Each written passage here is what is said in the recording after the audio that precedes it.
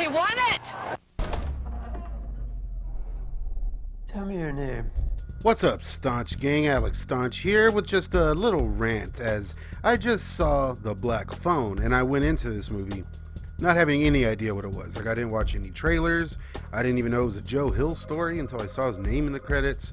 I think all I knew about it was that there was a Tom Savini mask that looked a bit too much like that guy from Ghost, and that Ethan Hawke was in it. And I'm a huge Ethan Hawke fan, so let's get to my thoughts on The Black Phone.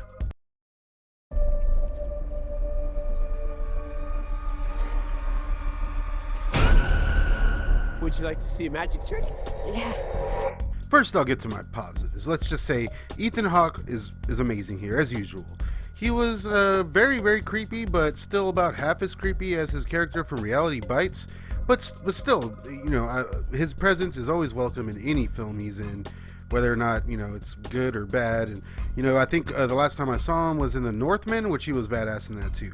And there's a lot of really cool vibes here. Like, they go for the 70s aesthetic and they pull it off as far as the look of the film.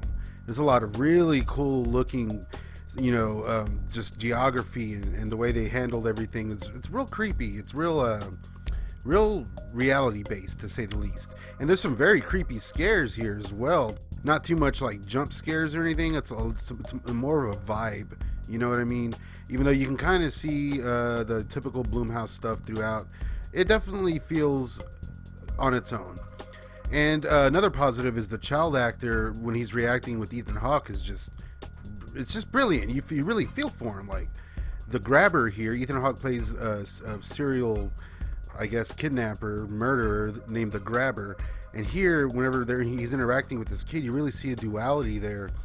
And it makes you wonder. It makes you come up with like different thoughts and different things about why this is all happening. And the duality there, I think, is something that was very intentional. And it's very cool how his mask interacts with how he's feeling and how he can kind of predict how things are going to play out here and there. But overall, he really can't, and that seems to be a problem for the Grabber. And there is a very sinister look, like as in the movie Sinister, as I think this is the same crew and everything.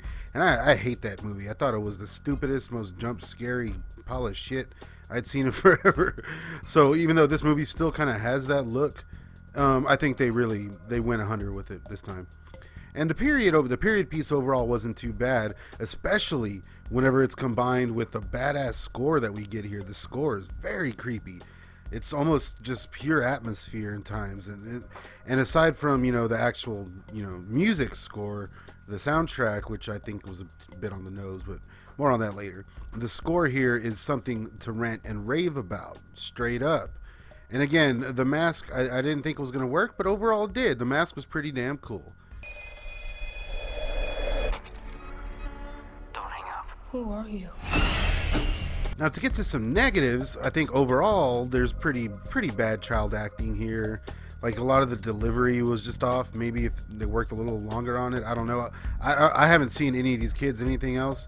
In particular, there's like some badass characters, that have like their own 70s theme song. It gets kind of Stranger Thingsy for a while, which I can't stand, even though this is more of like a late 70s vibe. But yeah, a lot of the dialogue and the way the kids are talking here, I couldn't really buy, mixed with their delivery and whatnot. If you see the film, you'll know what I mean. But again, I mean, it works, right? Shit. And another negative is, well, the Grabber, as great as the Grabber character is, we don't know shit about him. Nothing is explained at all. Who is he? What is he? What's he doing? He says he's a part-time magician at one point, and he releases like black balloons when he kidnaps a kid.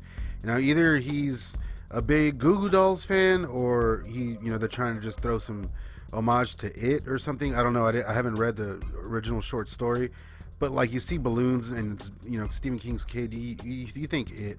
And another thing that's not explained at all is the little girl in the film has The Shining, basically, and there's just no response. There's nothing, no backstory to any of this kind of stuff, which is cool, kind of, if to be left in the dark and have everything kind of wide open for interpretation. But at the same time, like, you think if this were a mini series or something, that was all kind of very interesting shit that could have been played with, that just was not here. It's pretty strange. Like, you know nothing about the main character's backstories, really. It's insane. And there's like this weird twist at the end. You know, the little girl's a Shining. She's seen what's happening. She gets this vision of where her brother's being held captive. And when they get there, you find out like the killer has a house across from his house. He has like 2 houses, and it's just another thing that was never explained or anything. And I thought it was just kind of a stupid last minute little twist that was unnecessary. Just like, why did they do that? I don't know. But it added nothing to the film. But again, you know, it's like there's a lot of seeds planted into who the grabber is and why he is doing what, you know, he's doing. And so I guess if you take it that direction, it's pretty interesting. I don't know. Maybe they explain all this in the short story. I don't know. Has anyone read the Black Phone short story? Let me know if they explain this shit. Overall, the film is much better than Sinister, and I'm happy to see that Texas filmmakers are doing their thing and putting out some cool shit. Joe Hill, you know, I'm not a big fan of his. I don't really like any of the movie adaptations that have come out from him, but this one was tight. I did dig it. And overall, I really do highly recommend the film, especially if you're a horror fan. Like, I think there's a lot of very cool things in here, and it's one of Ethan Hawke's best performances in a very long time. Overall, I just wanted some more explanation, some more backstory. So those are my thoughts on the Black Phone. Let me know what you thought down below, and let me know what other current kind of movies I could rant about. I'm not doing official reviews or anything on a lot of current movies as I focus on older stuff, but I do like talking about shit that I've been watching. Any TV shows you guys been watching, let me know. I've been watching The Offer. It just ended. The Offer is fucking great. Check it out. Hacks on HBO is another one I'm a huge fan of. Let me know what's going on down there. Let me know, staunch gang. Until next time, don't forget to rewind.